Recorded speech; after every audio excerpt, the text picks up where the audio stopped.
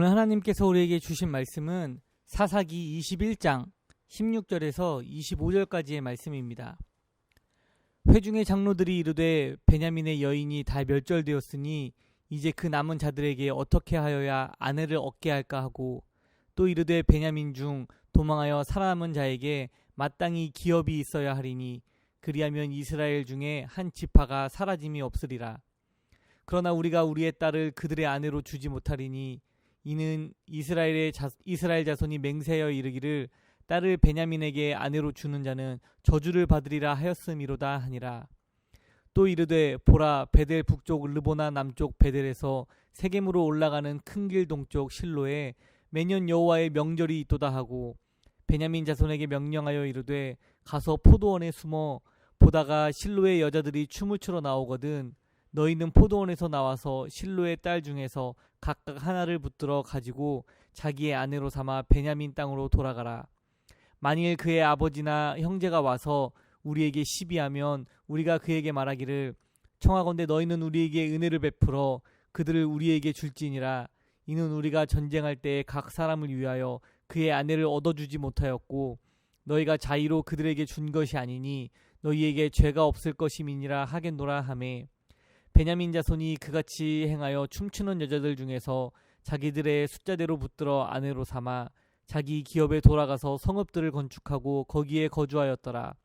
그때 이스라엘 자손이 그곳에서 각기 자기의 지파 자기의 가족에게로 돌아갔으니 곧 각기 그곳에서 나와서 자기의 기업으로 돌아갔더라.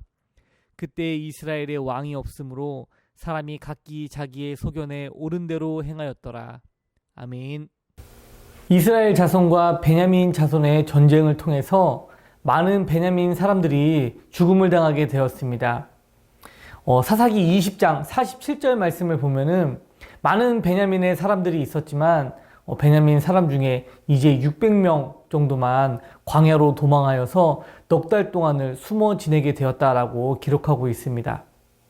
이스라엘 사람들은 이제 이스라엘의 12지파 중에서 이 한 지파가 없어질 것에 대해서 슬퍼하여서 그 대책으로 야베스 길르앗 주민 중에 남자와 동침한 일이 없는 젊은 처녀 400명을 데려와서 베냐민 지파의 아내로 삼게 하였습니다.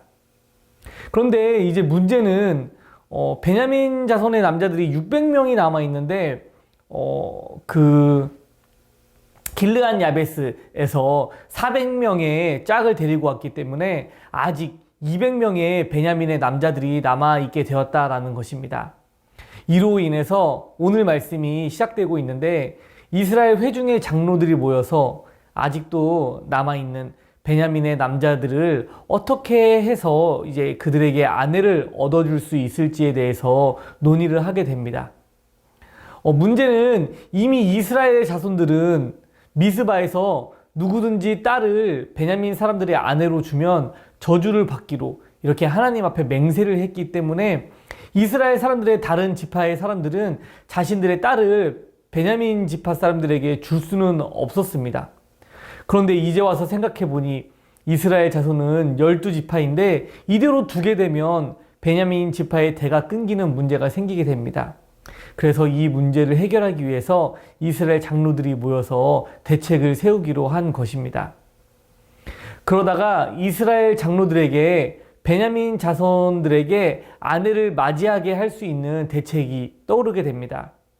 그것은 바로 실로라는 곳에서 매년 여호와의 명절을 지내게 되는데, 그때 베냐민 자손이 그 실로의 포도원에 숨어 있다가 실로의 여자들이 춤을 추러 나오게 되면은 그때 나와서 각각 하나씩을 붙들어서 자기의 아내로 삼아 베냐민 땅으로 돌아가게 하면 된다라고 이런 생각을 하게 되었습니다.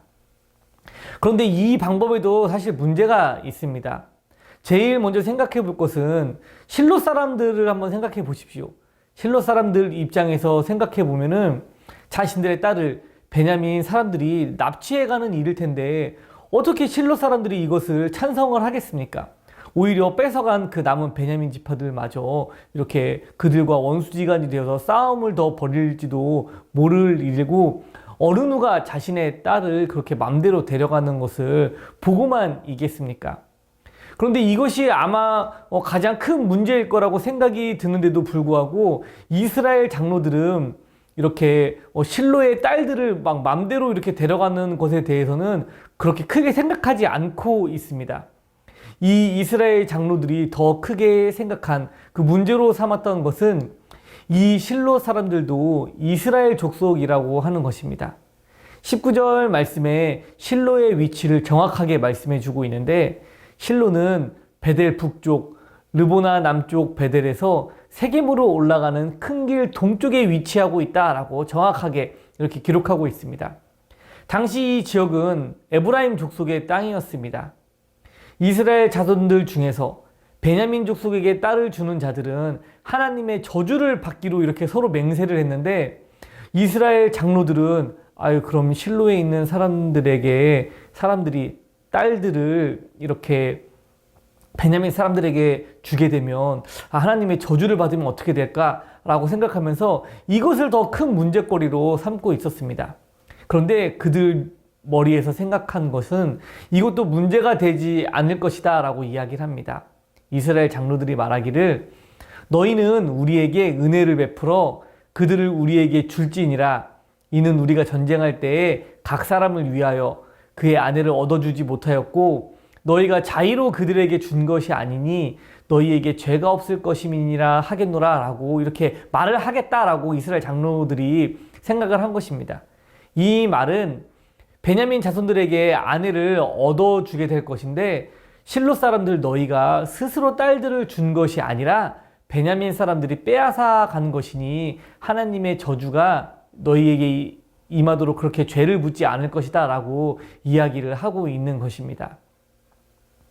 그렇게 베냐민 자손은 그들의 말을 듣고 그렇게 행하여서 춤추는 여자들 중에서 자기의 숫자대로 붙들어 가서 아내를 삼아서 자기의 땅으로 돌아가게 되고, 이제 남은 이스라엘 자손이 그곳에서 각자 다 자기의 땅으로 돌아갔다라고 23절, 24절 말씀에서 기록하고 있습니다.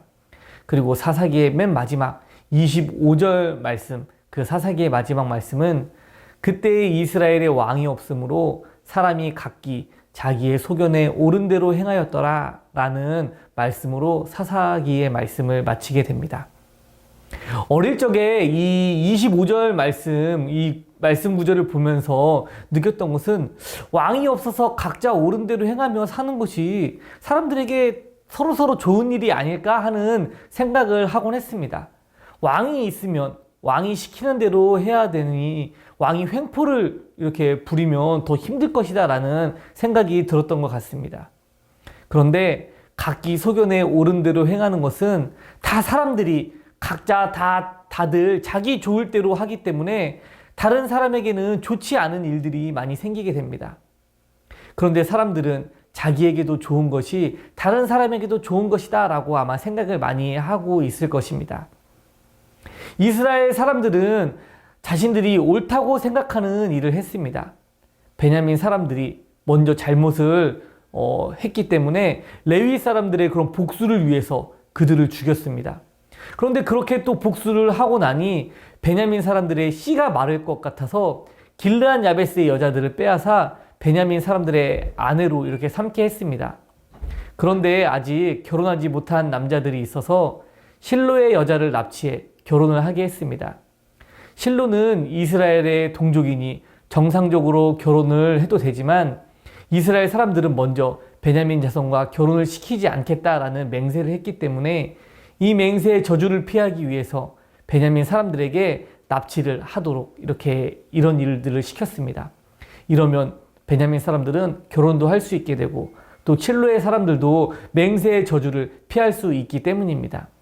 이 모든 일에 악한 계획이 어디 있어 보입니까? 이 모든 일에 악한 계획은 하나도 없어 보입니다. 그런데 우리가 보는 이 모든 일들을 우리가 과연 선하고 옳은 일이라고 말할 수 있습니까? 우리도 하는 일 가운데 좋게 하자라고 말하면서 일을 할 때가 있습니다. 그런데 이 좋게 하는 일이 누구에게 좋은 일을 하자고 하는 것입니까? 그럼 우리에게 선한 것은 무엇이고 또 옳은 것은 무엇이겠습니까? 우리에게 선하고 옳은 것은 바로 하나님이 선하시고 옳으십니다. 사사시대는 사람들이 자신의 소견에 옳은 대로 행하며 살았던 시대입니다. 내 좋을 대로 하고 살겠다라고 하는데 이게 무슨 잘못입니까? 라고 생각을 하는 사람들도 있을 수 있겠지만, 하나님의 뜻대로 살아야 할 사람들이 하나님의 뜻을 무시한 채 내 뜻대로 살겠다라고 하는 것은 하나님 앞에서 죄를 짓는 것입니다. 태초에 하나님께서는 천지를 창조하시고 그것을 보시기에 좋았다라고 말씀을 하셨습니다. 그리고 선악과는 절대 먹어서는 안 된다라고 말씀을 하셨지만, 아담과 하와는 자신들이 보기에 좋을 대로 그 선악과를 먹었습니다. 하나님의 뜻을 어기고 사람들이 자신들의 좋을 대로 행동한 이 이야기가 성경에서 말하는 인류의 최초의 죄 이야기입니다.